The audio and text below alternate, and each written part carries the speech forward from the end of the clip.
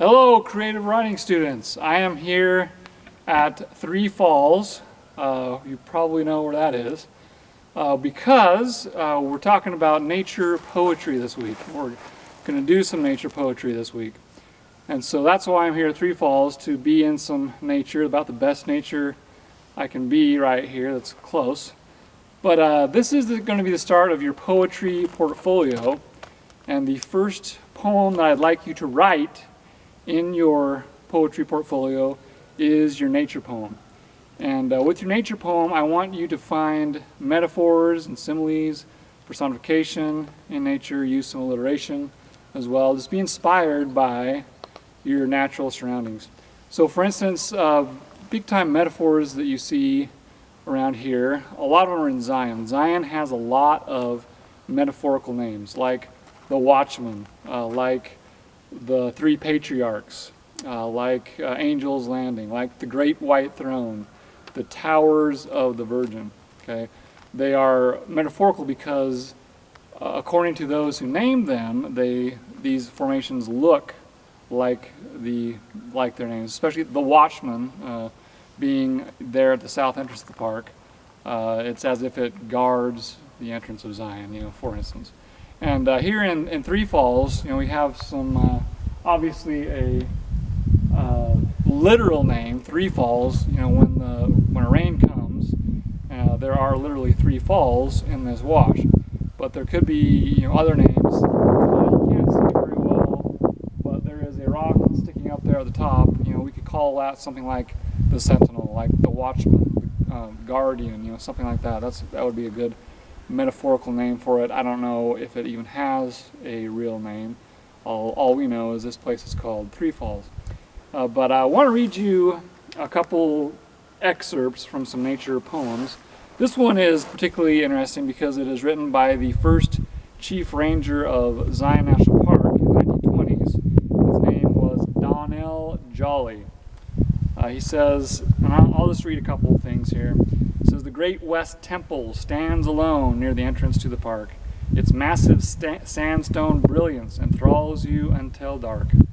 The great old altar of sacrifice," metaphorical name, "by the streaked wall," literal name, "so grand, is sentinel," metaphorical name, "to the patriarchs, or guard in Dixie land. Mount Zion boasts of beauty and great magnificence, while the castle dome in summertime throws off incandescence. The spearhead and cathedral, both mystic and sublime, will stand by Mount Majestic until the end of time. Beautiful Angel's Landing, a ship on the virgin sand." So it's using a metaphor to describe Angel's Landing, which is great. "Decked out in futtocks of color unequaled in any land." And futtocks are things that are building a part of a ship. Okay, so he's using some nautical imagery here. But anyway, just wanted to read you that one. And this one is one that I wrote about Zion Canyon. It is called Calm, Captivating Canyon. And I'll just read you a few lines from it. It says, "A serene, solidified sanctuary where sandstone towers seem like sentinels." Again, metaphorical there, with a lot of alliteration. That was the key on this one. "Savoring the rays of the searing sun, accentuating the red rock's rusty colors.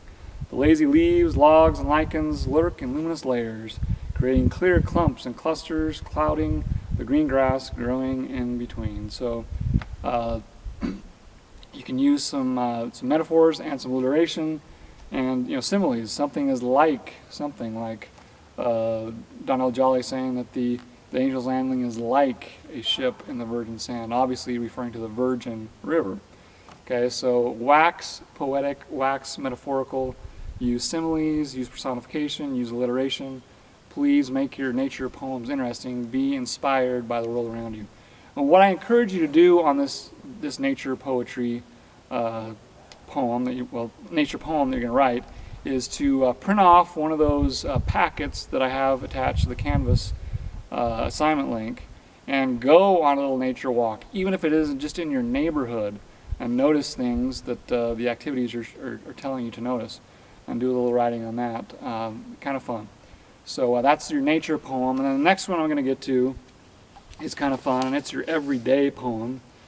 And your everyday poem is you writing about something you do every day. Might be something mundane, something that's boring, you think, but through your poetry, make it more exciting, give it more personality. For instance, this is just a stanza from a student's poem from last year about brushing her teeth. She says, "Brushing is the action of getting your teeth clean.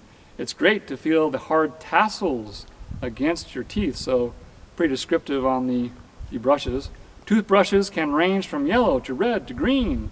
They help to get the grub and nasty crap that lies beneath." So she rhymes every other line here. She's doing the A, B, A, B. So clean, then teeth, green, then beneath. So she's doing A, B, A, B. That's the most common rhyming scheme there is. And then another one is about getting on the bus. I'm going to read this whole thing. It's funny. She says, "My alarm wakes me up like a slap in the face. It's blaring in my ears as painful as mace. As I get ready for school, I think of sleep. Realizing I can't makes me want to weep. Grabbing my backpack, I run out the door. Being so clumsy, I slide on the floor. Once outside, I go up the hill.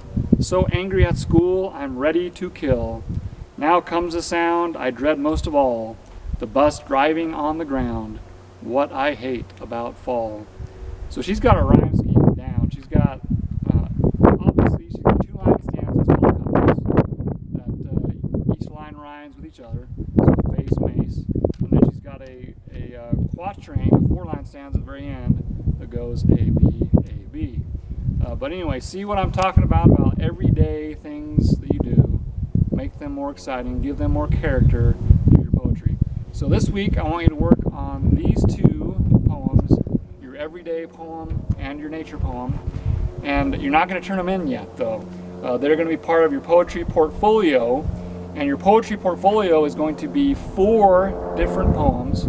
The nature poem, the everyday poem, and then the 2 poems you're going to do next week, which are the fan poem, you being a fan of something, and then the wildcard poem, whatever you want to do. So there are requirements there, clear requirements on the assignment link in Canvas. And if you have any questions, please let me know. But please, I encourage you, get outdoors, be inspired by nature, do some of those activities on that packet, and hopefully this is a fun activity for you.